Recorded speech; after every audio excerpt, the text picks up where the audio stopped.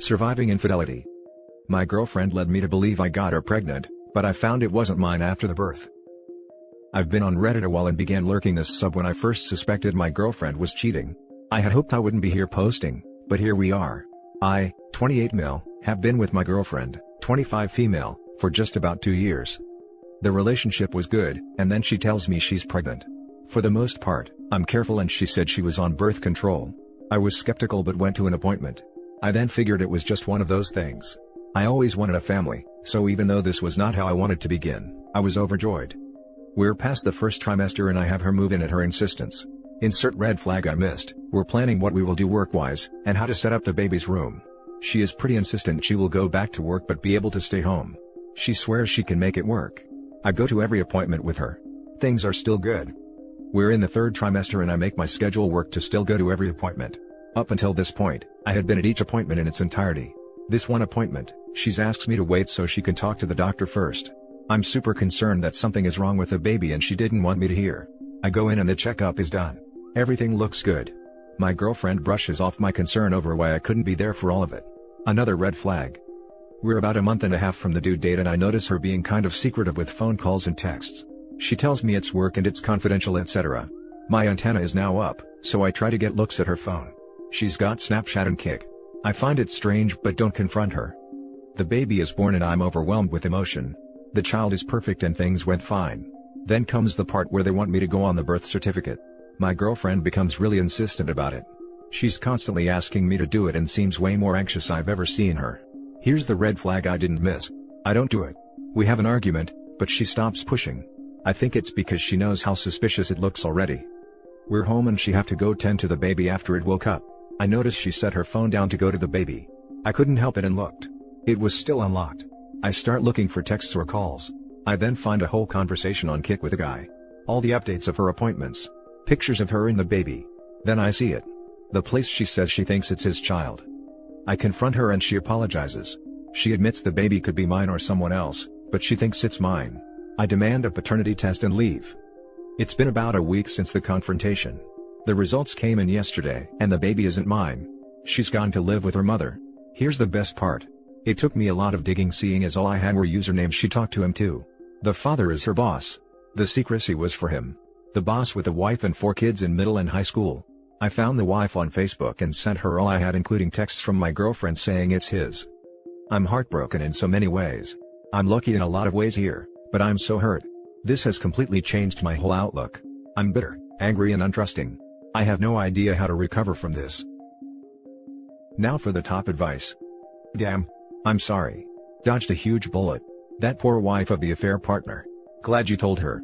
At least you are not tied to her like the affair partner's wife is tied to him. Literally no contact with your ex. She is trash of the highest order. I did dodge a bullet, but it hurts like hell.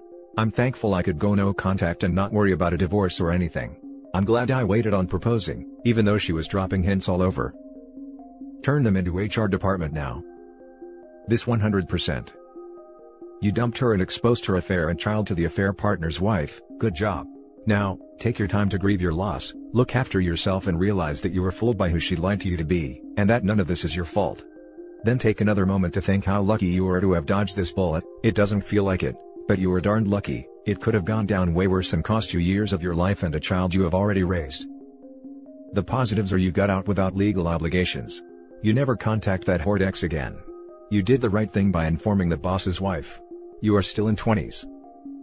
The positive is that he got out without emotional attachment too. How much worse would it be to be attached to the child as your own, and then have it ripped away? Legal/financial, I agree with you, but emotionally it could have been even worse for him. The next story is titled, I, 24 female, just found out via DNA test that my sister, 21 female, is only a half-sister. How do I approach my mother, 40s female, about this? All I want is the truth. Thanks in advance for the advice. I am staying with my mother until the 6th, so I have to talk to her soon. I will hopefully get this sorted out before I leave. Also sorry for the novel, it's been quite the situation. Background, my parents met in college, got pregnant, had me, got married shortly after, then had my sister, we'll call her Laura, 3 years later. They then got divorced when I was about 6. My dad then got remarried to a woman he got pregnant. He and my stepmother have 2 girls now, both a good deal younger than Laura and I. My father gradually left our lives, after making it clear that he had no intention of taking care of us throughout our adolescence and teen years. Laura and I don't have a good relationship with him and have come to terms with only having our mom around. Our mother is a bit nuts, and acts like a teenager due to various amounts of trauma growing up and with having a kid so young. I did a lot of the caring for of Laura when we were growing up, and it was difficult but we managed. I don't really have hard feelings towards my mom for the way she behaves, but it's difficult being around her. Despite all that, Laura and I turned out pretty okay, and I know she sacrificed a lot for us due to our father being a piece of crap. I am currently getting my master's degree in a state quite far from my mother and sister. I am home for the holidays. The situation, I got one of those commercial DNA tests done last summer right before moving, because I was curious about my heritage since my family doesn't know much about theirs except that we're broadly European. It has been mentioned on my mom's side that we're French, German, British maybe. On my dad's side we have always thought Italian, Dutch, Polish. My DNA test came back as 52% Balkan Greek, something that was never mentioned by anyone in the family. When I got the results, I asked my mom and she brushed it off, saying it must be on my paternal grandfather's side or maternal grandfather's side, because we aren't very close with either of them.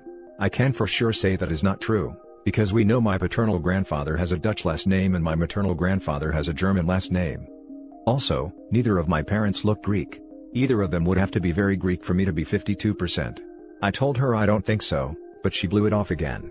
I also discovered through my DNA report that I have a first cousin that I don't know about. I have been in touch with this cousin and her mother is 100% Greek as far as they know. I asked my mother and she says she doesn't know said cousin. Laura and I started talking, and she decided to take a DNA test as well. We got the results back just a bit after midnight on New Year's, and we are in fact only half-sisters. She is also only 5% Greek, but is many of the things we thought on either side of the family. She is also the spitting image of our father, and I look much more like my mother, so we knew she had to be our father's bio child, and that I must have a different biological father. Laura and I have many theories about what went on. We've talked about it a great deal, but we are pretty sure our father still thinks I'm his child, otherwise we're pretty sure he would have brought it up in the divorce. He also treats us both pretty badly, so there's no favoritism to indicate anything. There could be other circumstances, however, I wouldn't be 100% surprised if my mom cheated on my dad. She also lived in California away from my father when she found out she was pregnant, and stayed there until shortly before she gave birth. I wanted to approach my mother and ask her who my father is and what is going on, but I don't know how or what to say. I don't want her to feel judged or attacked, I don't know the circumstances and I don't want to draw conclusions. Also, she's done her best taking care of us, and even if she did pass me off as another man's child, I really don't blame her because I knew she did what she thought was best. I also think I want to find my biological father if possible. I have a lead with the cousin if my mom does end up flat out lying to me, but I'd rather not have to entirely rely on that lead. Also, I don't want to be a family wrecker.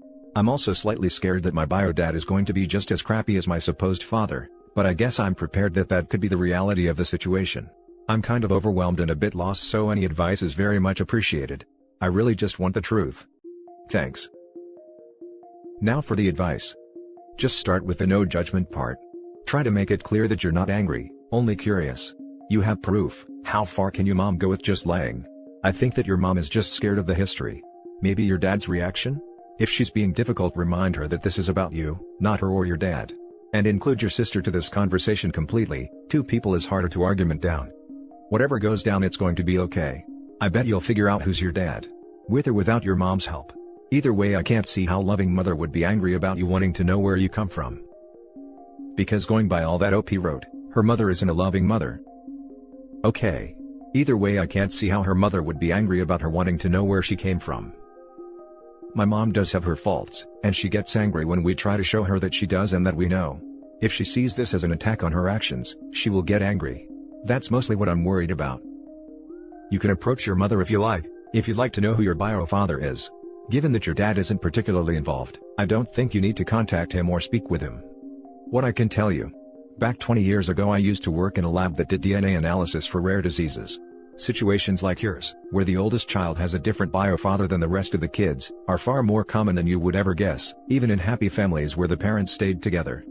Young people party too much. Often, new relationships aren't all that exclusive.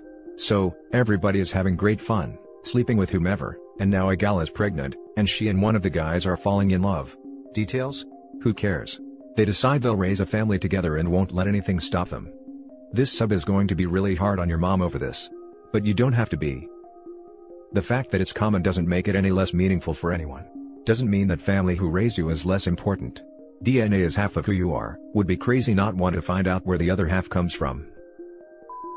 Now for the last story. 12-year-old daughter isn't mine.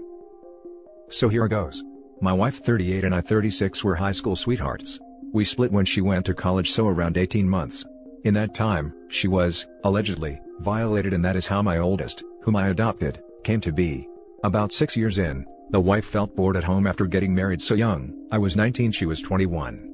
So, she goes and hangs out with her friend and doesn't tell me where she's going. She ends up spending the night, and I didn't find her until 6 a.m. the next day.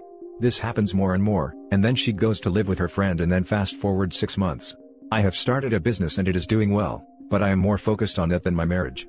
I am giving her hundreds and sometimes thousands of dollars to stay with her friend because her friend became ill. Well, I found out it was bars, and then I found out about all of the other men. 11 in total. 2 at once, and 3 of them knew me and called me their friend. I was crushed. Something in me died.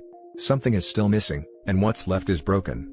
We tried to work it out and it took time, but when my daughter was born I thought we had moved past it. We hadn't. A year after this all came to light, we had friends over and had a couple of beers and barbecue. Well, I went to bed around midnight and it was my wife and my best friend from high school. We are both exceptionally tall. I'm 6 feet 5 inches and 240 and he was 6 feet 3 inches and 210, and a lot of people mistook us for brothers. Well, she decided to blow him on my couch with me asleep in our bed not 30 feet away. I didn't find out for over a year. Well, anyways, he was the second to the last F-boy. The last one was a coworker of hers. Always drinking and never off of any kind of substance. Well, they go to a work party and they get drunk and screw, and 9 months later, I have my daughter. Unbeknownst to me, everyone that saw my daughter knew she wasn't mine. I just saw a tiny blonde-haired blue-eyed girl that stopped crying when she grabbed my thumb 5 minutes after being born.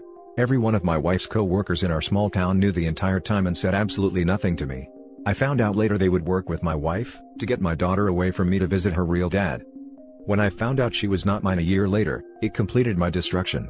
I stopped going to work. When I did go, I would get stoned and cry and scream and punch walls, and I opted out of my contract soon after. I would start driving around with a loaded .45 in my front seat, just trying to build up the guts to just put it in my mouth and end it, or pull it on a cop and have them do it for me. I found an old bottle of Percocet one night, and I went to town. Fast forward to today. I got out of prison almost exactly a year ago. 6 years for receiving stolen property and possession of controlled substances.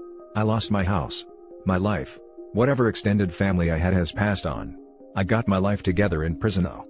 Started teaching again, set up and instructed 2 inmate-led programs to help them to develop new coping skills. I have a nice house and I have 2 nice Jeeps that I own outright. I went and got my CDL to boot, and have made nice money that way. My wife and I never got divorced. We didn't talk for 2 years and we started talking the last 3 years of my lockup, and now we live together with the kids. When we got together it was to see if things would work if we were both mature and agreed to certain criteria like therapy. Well, here is the deal. We have been intimate and I feel nothing. I don't feel that deep carnal attraction that we used to have. I don't feel anything other than friendship for her after this last year. I am not in love with her anymore. I don't think that I have been for years. I left the kids once when I was locked up. I can't put them through that again, but I feel like I need to do this and be honest with her if I ever want to fully heal from that trauma. I feel like I need to move from this state and have enough distance to actually focus on rebuilding myself. I came back to the same town and have done a lot to better myself, but I am seeing it for the toxic cesspool it really is. Help. Now for the top advice. So, your wife is a massive lying treacherous garden tool, and you stayed after all that crap. Why? She lied, cheated, had children with other men. Over, and over, and over, and over again. And OP decided to just keep trying, over, and over, and over again. OP has basically wasted his entire life, not only wasted, but ruined it. Because he could not let go. I have no idea how exactly he expects people here to help. He knew what went on when he was 19.